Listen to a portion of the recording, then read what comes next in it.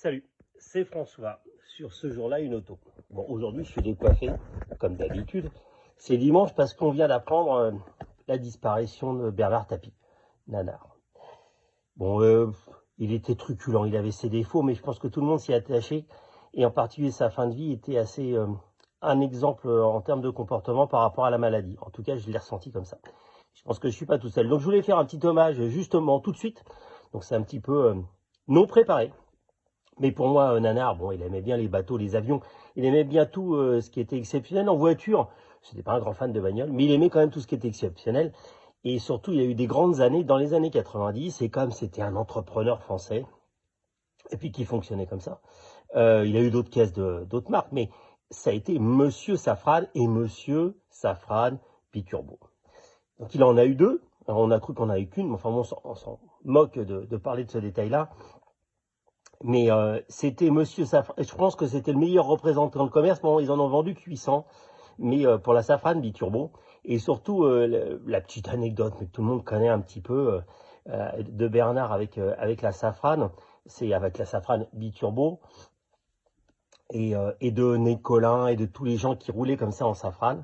Quand il a eu l'affaire VAOM, il y a toute une histoire d'autoroute et de temps mis pour faire, je sais plus, Paris-Valenciennes. Et le trajet avait été calculé comme ayant été fait à 190 de moyenne. Et ce qui est succulent, c'est qu'ils ont compté. Ils se disaient, on ne sait pas si c'est possible, etc. Le chauffeur a été obligé d'expliquer qu'il était capable de le faire. Oui, à l'époque, on arrivait, c'était en 1h30, on n'était pas dans une chose énorme, c'est-à-dire qu'on arrivait à faire du 160 de moyenne sur autoroute.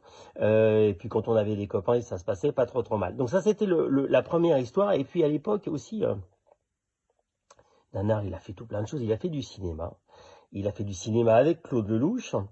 Et il a fait un film avec Lucchini, où il est aussi, où il parle d'ailleurs de cancer, etc. Ce qui est assez, je vais pas dire amusant, mais par rapport à sa fin de vie, où ça semblait un peu prémonitoire.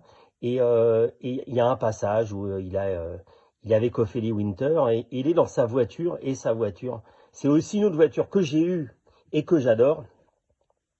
C'est un Cherokee Limited de toute beauté. Il est devant le Crillon avec la belle Ophélie et dans le Cherokee Limited. Et à l'issue du film, ça c'est une anecdote que peu connaissent, Renault lui dit, vous avez tourné là-dedans, ça serait bien, on peut vous faire un super prix, pourquoi vous ne rouleriez pas en Cherokee Limited, ça vous irait bien.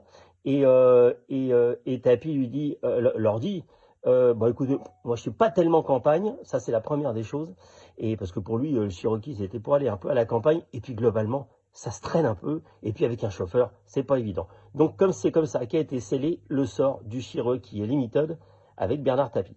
Eh bien, Bernard, au revoir. Mais merci. En plus, maintenant j'ai un fils qui est fan de foot, donc le foot est rentré un peu dans ma vie. Alors du coup, Bernard Tapie est aussi un peu rentré dans ma vie. Et puis c'était ma jeunesse et j'ai peut-être rêvé de Safran et ça m'a peut-être envie d'acheter une Safran en vous regardant.